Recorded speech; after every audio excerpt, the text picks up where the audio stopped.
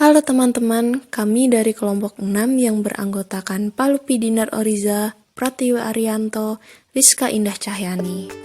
Kami akan menampilkan video tentang pengaruh COVID-19 terhadap sistem keuangan. Definisi uang. Ekonom mendefinisikan uang, juga disebut sebagai jumlah uang beredar, sebagai apapun itu secara umum diterima dalam pembayaran untuk barang dan jasa atau dalam pembayaran hutang. Fungsi uang. Uang memiliki 3 fungsi utama dalam perekonomian. Yang pertama, sebagai alat tukar. Di hampir semua transaksi pasar dalam perekonomian, uang dalam bentuk mata uang atau cek adalah media pertukaran. Hal tersebut digunakan untuk membayar barang dan jasa. Penggunaan uang sebagai alat tukar meningkatkan efisiensi ekonomi dengan meminimalkan waktu yang dihabiskan untuk bertukar barang dan jasa. Yang kedua, sebagai satuan hitung. Peran kedua dari uang adalah sebagai satuan hitung, yaitu digunakan untuk mengukur nilai dalam ekonomi. Yang ketiga, sebagai penyimpanan nilai. Penyimpanan nilai digunakan untuk menghemat daya beli dari saat pendapatan diterima hingga waktu dihabiskan. Evolusi sistem pembayaran. Yang pertama, uang komoditas. Uang terbuat dari logam mulia atau benda berharga lainnya disebut uang komoditas. Dari zaman kuno hingga beberapa ratus tahun yang lalu, uang komoditas berfungsi sebagai alat tukar. Yang kedua, uang fiat.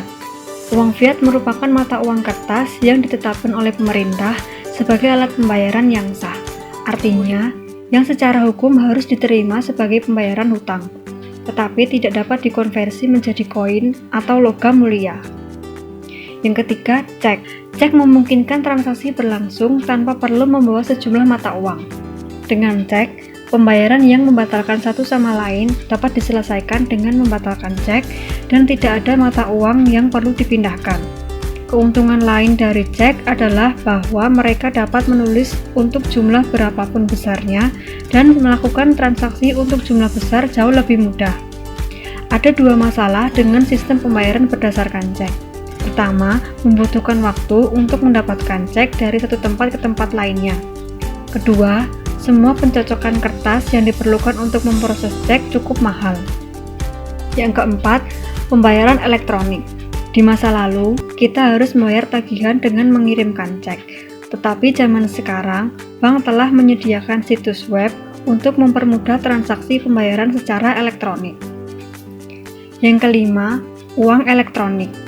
Teknologi pembayaran elektronik dapat menggantikan cara pembayaran tidak hanya menggunakan cek, tetapi juga dapat menggunakan uang tunai.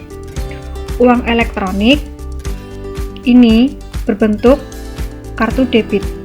Pengaruh virus corona terhadap perekonomian Indonesia. Yang pertama, pengertian virus corona.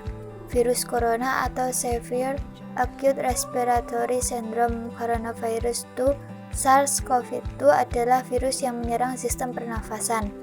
Sama halnya dengan MERS dan SARS, virus corona SARS-CoV-2 dipercaya berasal dari kelelawar. Infeksi virus ini disebut COVID-19 dan pertama kali ditemukan di kota Wuhan, Cina pada akhir 2019. Virus ini menular dengan cepat dan telah menyebar ke wilayah lain di Cina dan ke beberapa negara termasuk Indonesia. Yang kedua, gejala virus corona COVID-19. Gejala awal infeksi virus corona atau COVID-19 bisa berupa flu, demam, pilek, batuk kering, sakit tenggorokan, dan sakit kepala. Setelah itu, gejala bisa memberat. Pasien bisa mengalami sesak nafas dan nyeri dada.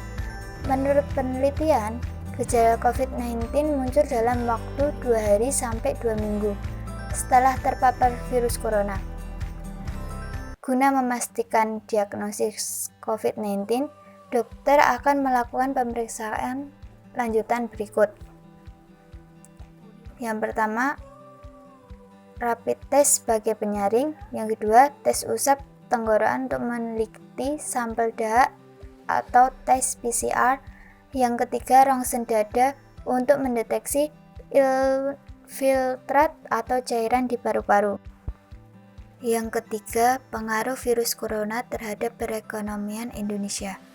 Penyebaran virus corona yang telah meluas ke berbagai belahan dunia membawa dampak pada perekonomian dunia baik dari sisi perdagangan, investasi, dan pariwisata.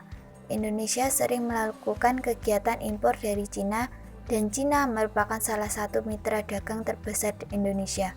Adanya virus corona yang terjadi di Cina menyebabkan perdagangan Cina memburuk. Hal tersebut berpengaruh pada perdagangan dunia termasuk Indonesia. Virus corona juga mempengaruhi proyeksi pasar. Investor bisa menunda investasi karena ketidakjelasan supply chain atau akibat asumsi pasarnya berubah. Penyebaran virus corona juga berdampak pada sektor usaha mikro, kecil, dan menengah.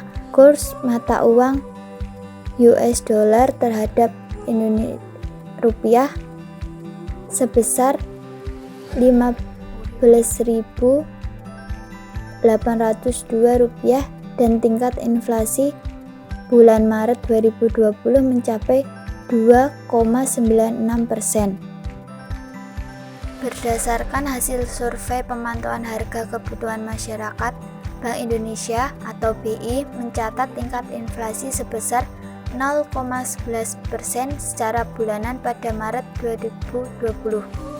Inflasi terbilang stabil rendah di tengah tekanan ekonomi akibat pandemi virus corona atau COVID-19. Pagi hari ini kita akan berbicara mengenai kebijakan moneter dan fiskal dalam menghadapi dampak ekonomi pandemi global dari COVID-19, virus corona. Baru-baru ini Presiden Joko Widodo menggelar rapat terbatas di bidang fiskal dan juga moneter melalui telekonferensi, di mana rapat tersebut membahas alokasi anggaran dalam rangka menghadapi wabah COVID-19 di Indonesia.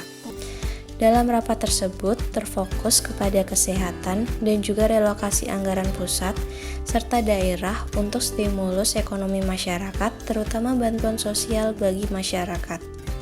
Selanjutnya, kebijakan moneter. Yang pertama, ketersediaan likuiditas dalam negeri. Kedua, pemantauan sistem keuangan dan mitigasi resiko. Ketiga, fokus menjaga stabilitas nilai tukar serta inflasi agar terkendali. Keempat, mempercepat berlakunya ketentuan dalam penggunaan rekening rupiah di dalam negeri. Setelah kita tahu isi dari rapat terbatas tersebut, berikut kebijakan-kebijakan yang akan direalisasikan sebagai langkah lanjutan untuk memperkuat stabilitas moneter dan pasar keuangan bersama Kemenko Perekonomian, Kemenkyu, OJK, serta LPS. Gubernur Bank Indonesia Peri Warjio menyampaikan bauran kebijakan yang ditempuh Bank Indonesia untuk memperkuat stimulus ekonomi sesuai kewenangan BI dalam Peraturan Pemerintah Pengganti Undang-Undang atau Perpu Nomor 1 Tahun 2020 tanggal 31 Maret 2020 tentang kebijakan keuangan negara dan stabilitas sistem keuangan untuk penanganan pandemi COVID-19 dan atau dalam rangka menghadapi ancaman yang membahayakan perekonomian nasional dan atau stabilitas sistem keuangan yang telah ditandatangani Presiden Joko Widodo. Selain itu, disampaikan pula oleh Bank Indonesia perkembangan indikator stabilitas nilai rupiah. Update indikator terkini. Yang pertama, berdasarkan survei pemantauan harga pada minggu ketiga Maret 2020, inflasi Maret tahun 2020 secara tahun kalender sebesar 0,78% dan secara tahunan sebesar 2,98%. Yang kedua, perkembangan nilai tukar cukup stabil. Dalam rangka stabilisasi nilai tukar, BI melakukan kebijakan triple intervention, di mana pembelian SBN di pasar sekunder mencapai 168,2 triliun. Yang ketiga, aliran modal asing. Secara total outflow, aliran modal asing mencapai 125,2 triliun rupiah. Selanjutnya adalah kondisi likuiditas, di mana BI menginjeksi likuiditas sebesar 300 triliun rupiah. Sekian dan terima kasih telah menonton video kami.